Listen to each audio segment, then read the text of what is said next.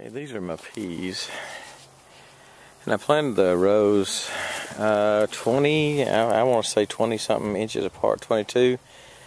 The width of my tiller, I got about a 4.5, maybe 5 foot tiller, and planted 3 rows within a till, the width of my tiller. Anyway, it worked out real well. I need to put bigger rows in the middle, wider rows in the middle. That did not work out well because when they bushed out big. Now, what I was going to tell you is this is an experiment, and we just, something came up. We just didn't have the time to do to pick this many peas. We wouldn't, if we'd have been off for 3 weeks, wouldn't have time. You just wouldn't believe. 2,700 feet. This is 900 feet. It's 300, 300. And 300, and then this one of course is 300, 300, and 300, and I got 9 rows of 300 here. So about 2,700 feet of peas, and we just didn't have time to stay up with it. So what I've done, what I did about a week ago, was come in here with a brush hog. We still had a lot of moisture. Got a 4-inch rain a couple of weeks ago.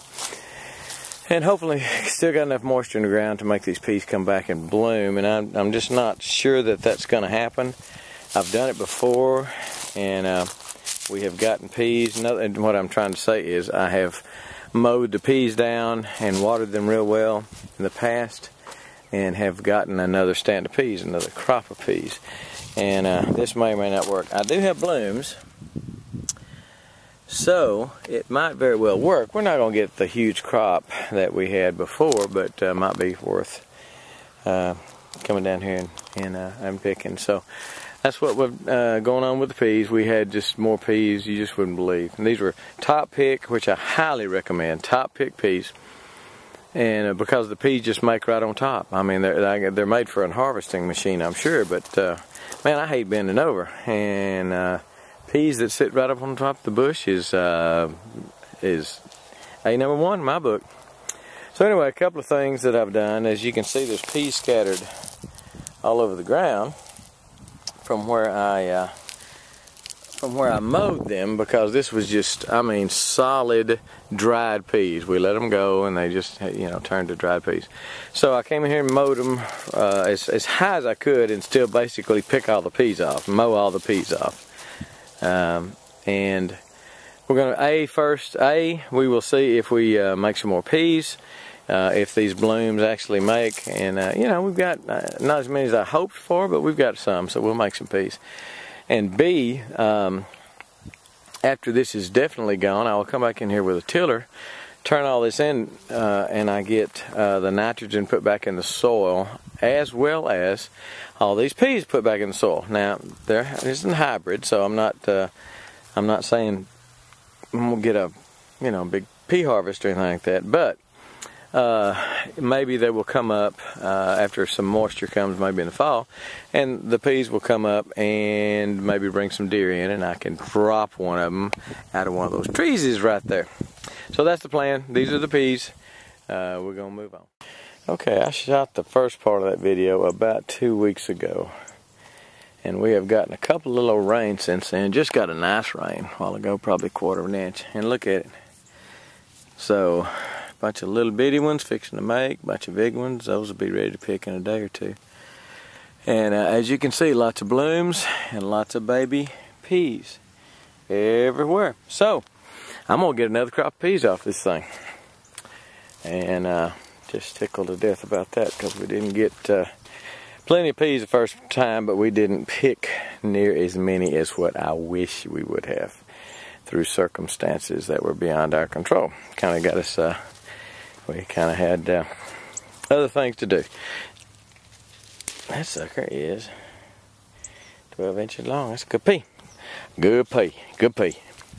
Anyway, we have got peas again that are going to really, really, really make. So we're going to start coming down here. Probably the house is way up there.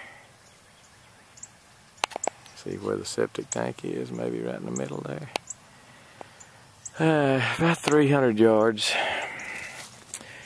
because there's the back of my property, and I'm property's 1,200 and something, 1,250 deep, something like that. I think that's a 1/4 mile.